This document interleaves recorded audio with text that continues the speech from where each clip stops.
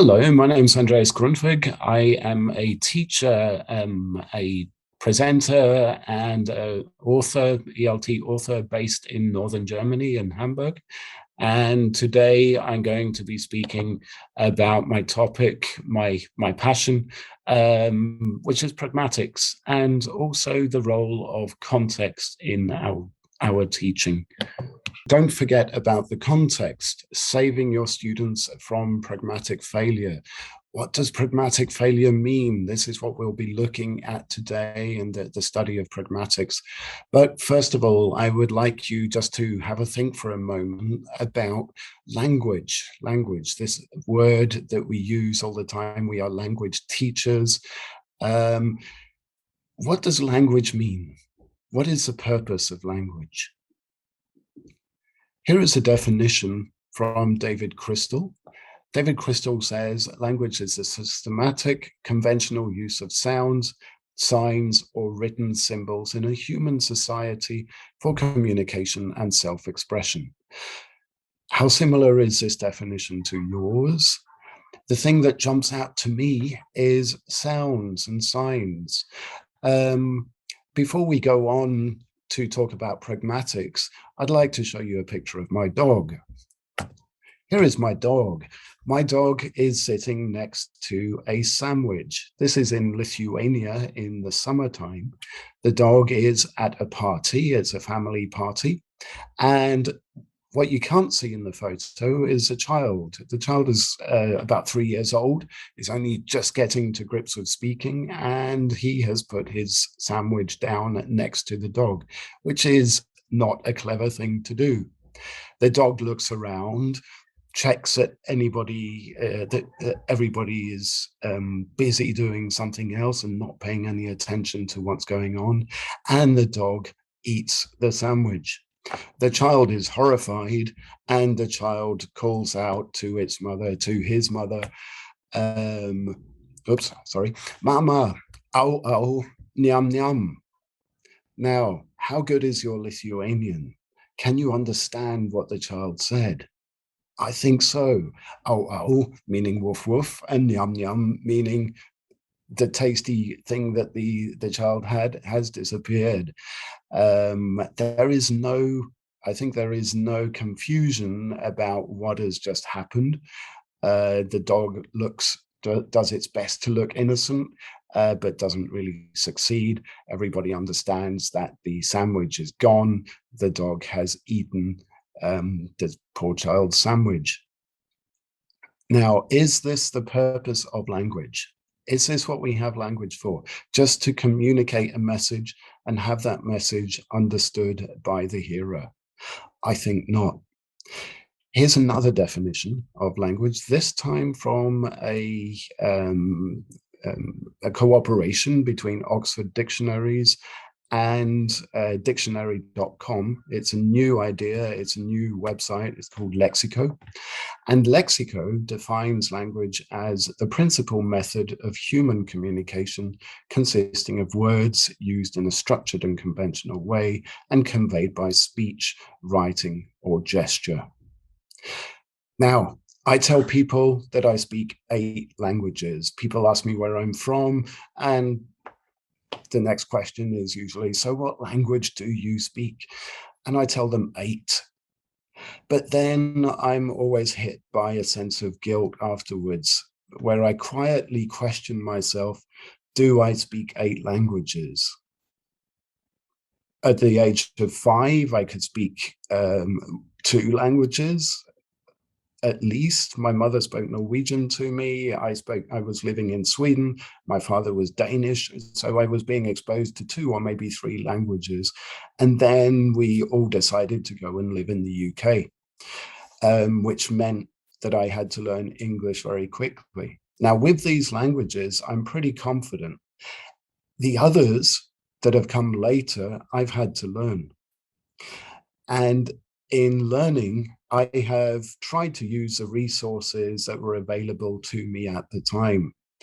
The internet has not always been there for me, so I've used other resources such as these. These are just examples. Now here we have tables and charts. I must admit I'm quite lazy when it comes to tables and charts on the left there. I will open the book, I will look at it for maybe 5 minutes if I'm very concentrated. And then I will just put it down and I will get bored and probably I will lose my motivation.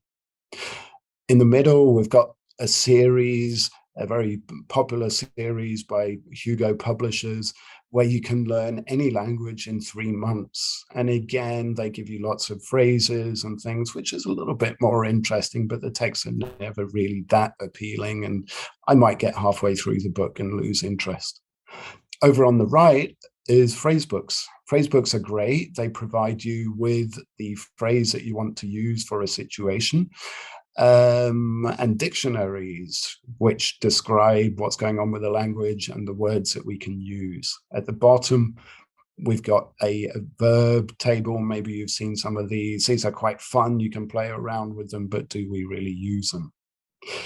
With phrase books, I've ended up in this kind of situation here, standing in front of somebody like a shopkeeper, holding a book in front of me and looking for the appropriate phrase to use.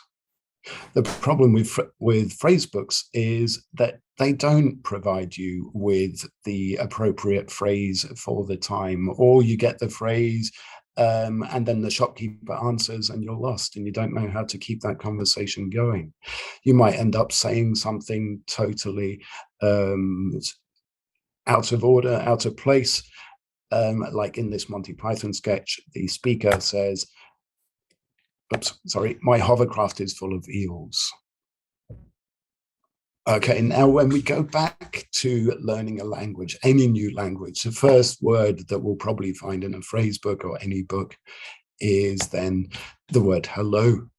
Simple, okay? Hello means hello. We use it when we greet each other. But if we start with English, for example, hello is not the only alternative we have. We also have things like hey and sup and howdy and greetings, good day, salam alaikum, and how do you do? Now, you might be wondering, I'm not sure salam alaikum is English. Sure, but we would use it in certain contexts in English. We would greet somebody like this, somebody would respond with wa alaikum salam, and then we would continue in English. In what situation would we do that? The word howdy, who uses howdy? Maybe people sat on a horse wearing a big Stetson hat, Tangellum hat, cowboys in America.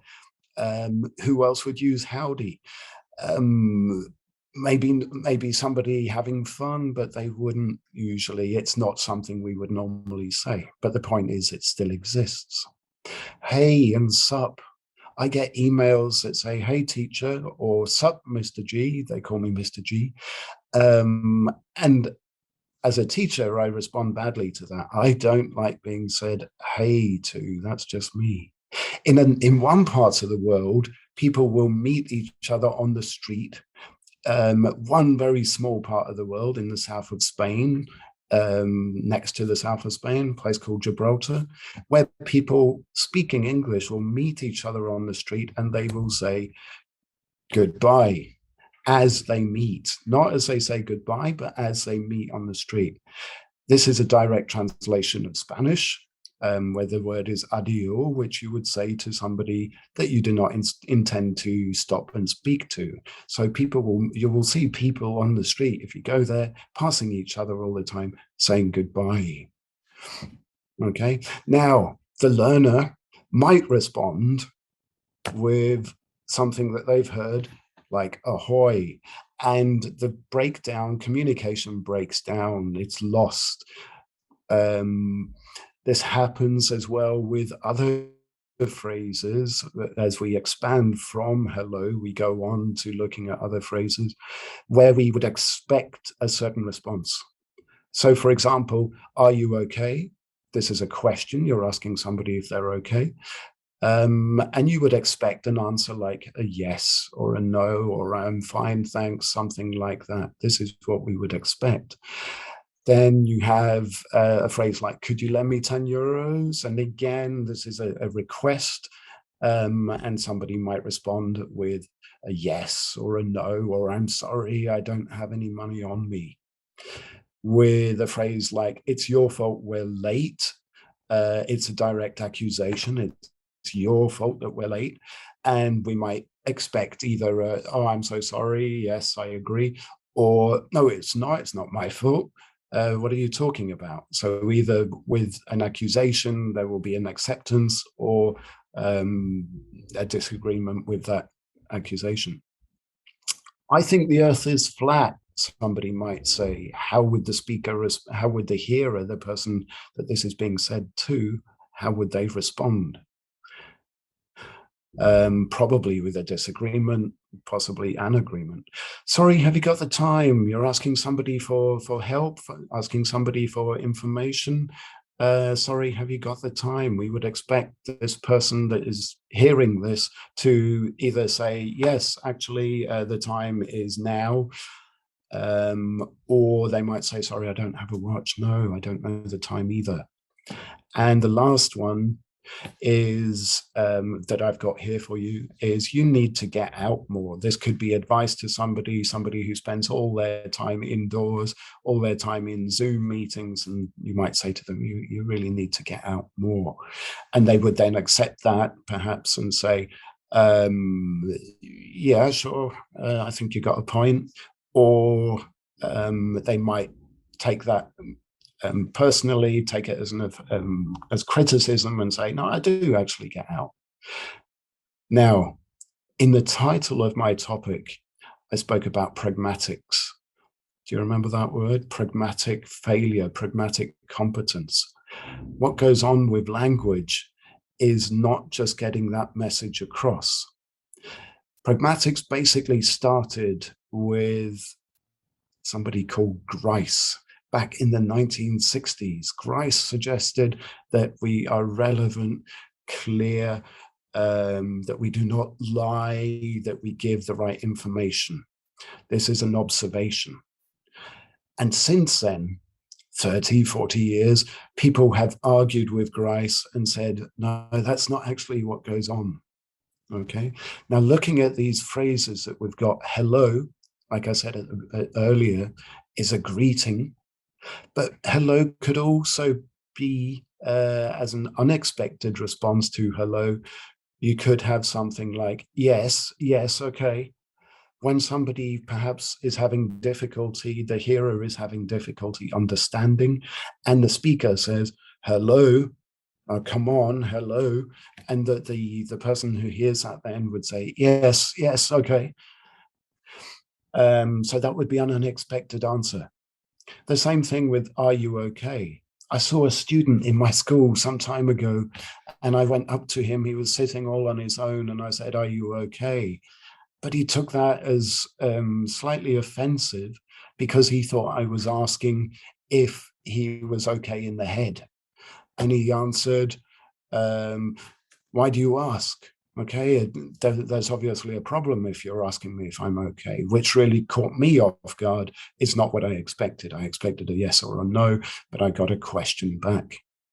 Another student, I gave these sentences to my students and I said, what alternative answers can you come up with other than the expected answers?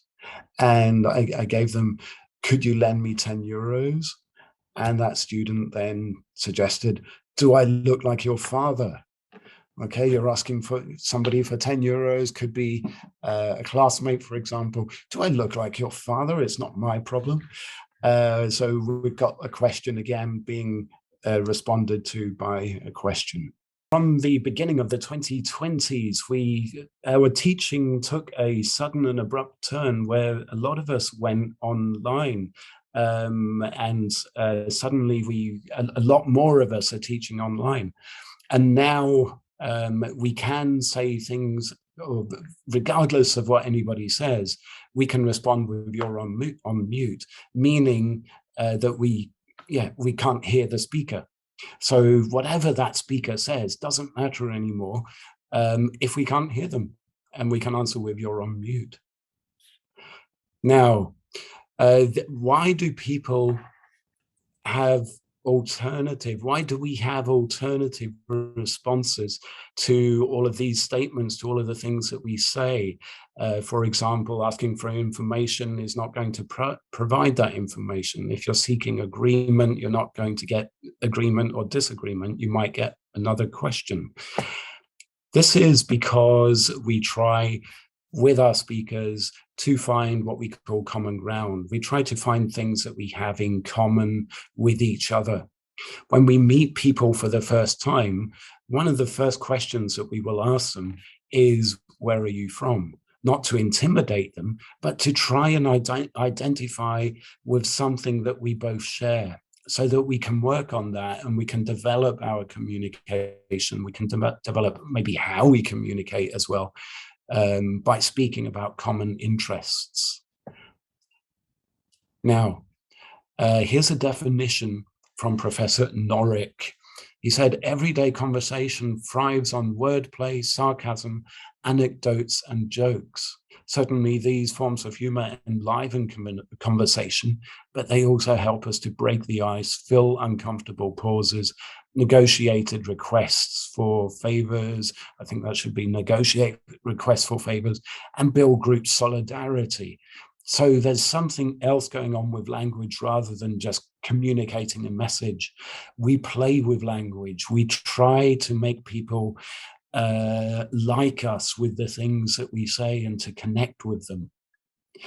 Now, as I mentioned Grice before, Grice was concerned with the implications of what we say. But Professor Leach, Geoffrey Leach, proposed what he called a politeness principle. The politeness principle consisted of observations of what we say and how what we say connects with people. He listed benefit, for example. When we speak, we try to speak in terms of benefiting the hearer. Okay, it could be bribery. If you do this, then I will do something for you. But we try to find ways that we will benefit the hearer. We also speak in terms of generosity. It would really do you a favor. It would be really good for you if you tried this or if you did that, rather than just saying, try this. Praise. We like to praise people. Okay, if we want something, especially, we might start with some praise. Agreements. We seek agreements. It doesn't mean that people are going to agree with us, but we try to find that agreement together. And sympathy. We try to sympathize with somebody if they have a situation or a problem that they're trying to deal with. We try to show that we sympathize and understand. This will endear us. It will create a positive impression on the person that we are speaking to. Now, if I want to go and look at language, which is what linguists mainly who study pragmatics, which looks at Grice and Leach and language in context, if I wanted to go and find real examples of language, a wonderful place to start right now for us is with series and films. There's so much available, YouTubers, things like that. But one thing that I like to work with is songs and song lyrics. I'm going to show you a few song lyrics, and I'd like you to have a think about which of these the speaker, the person who says these things, is trying to use. Is he trying or she trying to be generous, trying to praise the hearer? What's going on? Okay, so let's have a look at some songs. The answer, my friend, is blowing in the wind, or blowing in the wind. Okay, Bob Dylan. What was Bob Dylan trying to do with the hearer? Was he trying to get sympathy from that hearer, saying it's a hopeless situation, there's nothing we can do? Was he trying to sympathize with the hearer? Was he trying to maybe be kind and try to explain that really there is no answer? What about the next one? Here, sing along with the common people and it might just get you through. Which of those aspects on the left, benefit, generosity, praise, agreement, sympathy, is this speaker trying to appeal to? Maybe generosity by offering the fact that it's going to get you through. It's going to get you through that situation if you sing along with the common people. Another one for you. And I don't know if I can do it. Oh no, I've said too much. I haven't said enough. Now, this speaker here is maybe seeking your sympathy again, maybe trying to explain to the hearer that I would have liked to have said so much more, but I really can't express myself. Generosity, perhaps. There's no right or wrong answer here. The only person who really knows what they meant is the writer, the songwriter.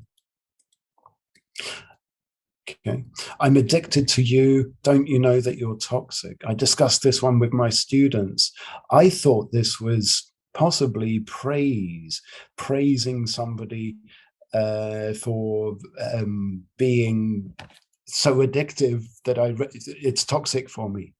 My students didn't see it that way, though. They thought that this person was complaining, that they were really saying something else than what the line suggests, or than what the line suggests to me.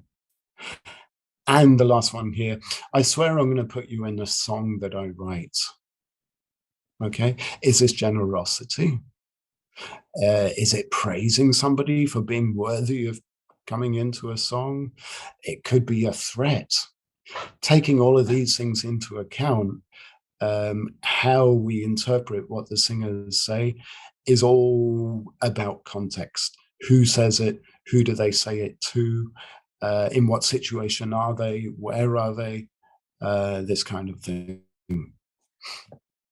And that's what pragmatics basically means, looking at context. Now, this was Leach. Okay, Leach is speaking about the aspects on the left there. If we go one step further, from Leach came two people called Brown and Levinson. The names are interesting if you want to go and look up heavy academic texts, but for your teaching purposes, you don't really need to go there. Let's have a look at another situation. Imagine that you are speaking to somebody in the same language, could be English because English is so diverse, and you really can't understand what that speaker is saying. So here's a speaker, you really can't understand what the speaker is saying, and you might respond with a what. Okay. Another way that you could respond to this speaker is by saying, run me by that again, my friend. Or you might say, I'm afraid I didn't understand what you said. You could try, sorry, that disappeared. You could try, sorry, my hearing is not so good.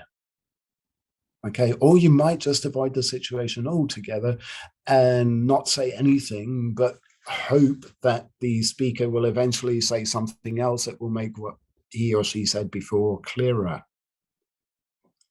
Now, what's going on with these statements of what Brown and Levinson basically identified in how we communicate a message and what we are seeking from the hearer. With what, the first one, with what, we are being very direct. Okay, we're not beating about the bush. We're just saying things directly, what we mean directly, and the message is going to be perfectly clear to the person that you're speaking to. But is it going to be that friendly? Is it going to be polite? Is it going to be nice? Are they going to respond positively to it? Again, it depends on the situation that you're in. If it's urgent, For example, another situation, somebody is in water and they're drowning. You're not going to try to say, "I'm afraid I'm not able to swim right now. I wonder if it would not be too much trouble if you could come and help me." That's not going to work. You're going to go straight for that direct help. Okay. What about "run that by me again, my friend"? You don't understand what the person said, and you say, "Run me again, run that by me again, my friend." We use this phrase because we want people to like us. My friend is a big clue there. Okay, we have my friend, we have pal, we have mate.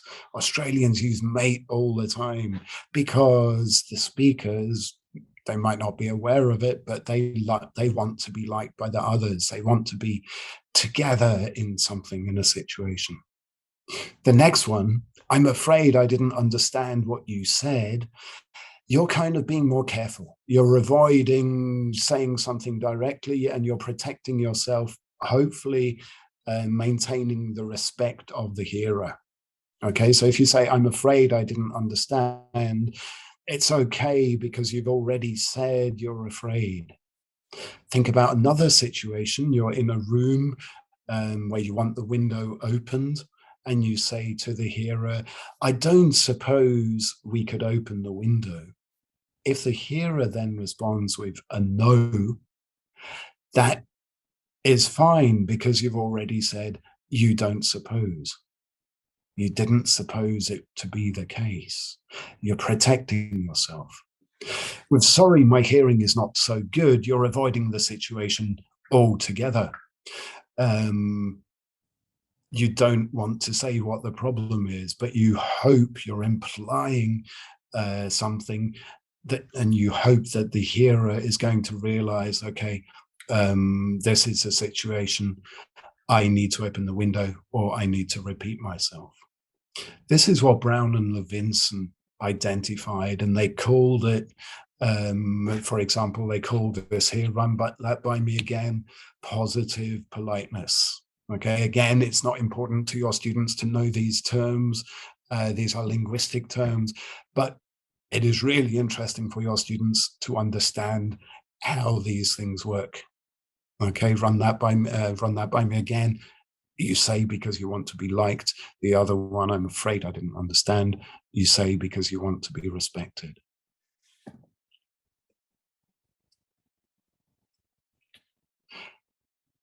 What's going on with language assessment? This is what ACTFL say, the American assessment body.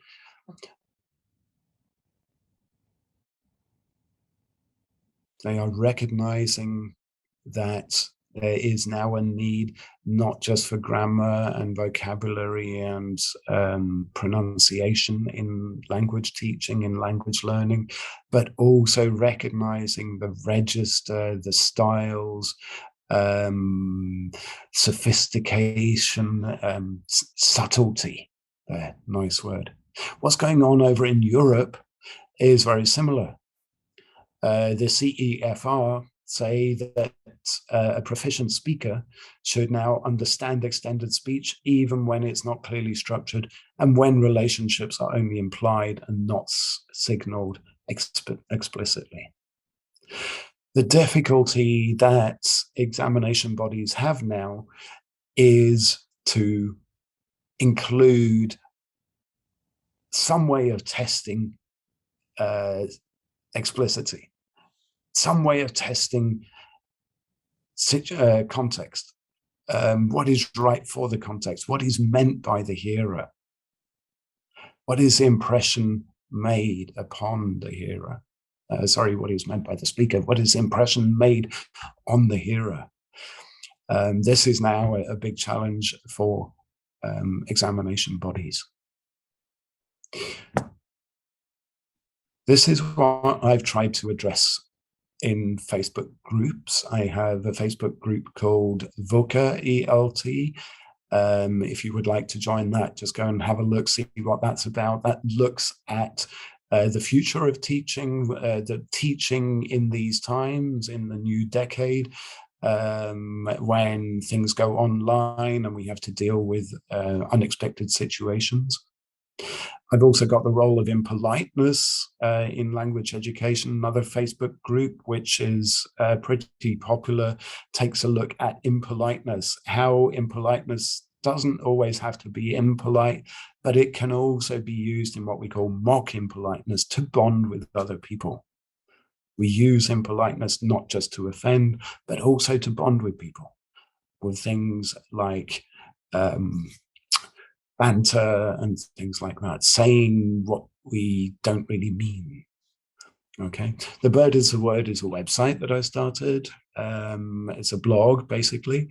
And I have a book that's out now looking at language in context. Don't be put off by the pragmatics.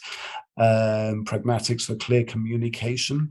You know what that is now, and it's something that we can discuss in the next session. Okay. English is context. Remember that word, context.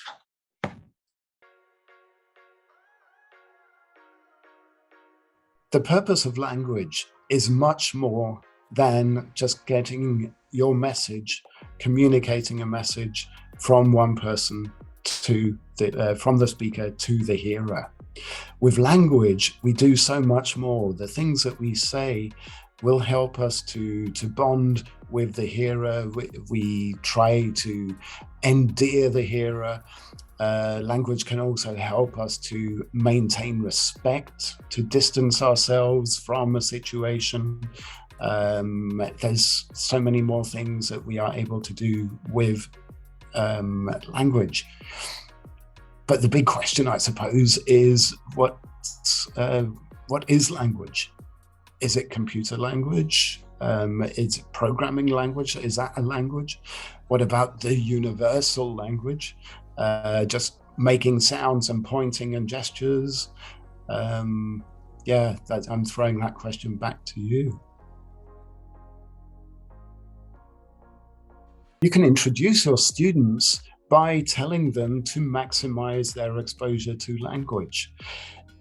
In this day and age, we have so many more possibilities available to us than we did, say, 10, 20 years ago with the internet, with television, with series, pay-per-view and things like that. I tell my students, first of all, go and look at series, watch as many series as you can, binge watch. This is a kind of homework that they like. I tell them to listen to songs, get the words, write down the words that you hear in series and in songs. Use those phrases and think about the context in which they can be used. Take them out of that context, try and put them into others in things like role plays, presentations. I have something called reverse role plays, where you take that sentence out of the role play and you give it a new context. In role plays, you're given the situation first. Forget all of that. Okay, work with that sentence and give it the context.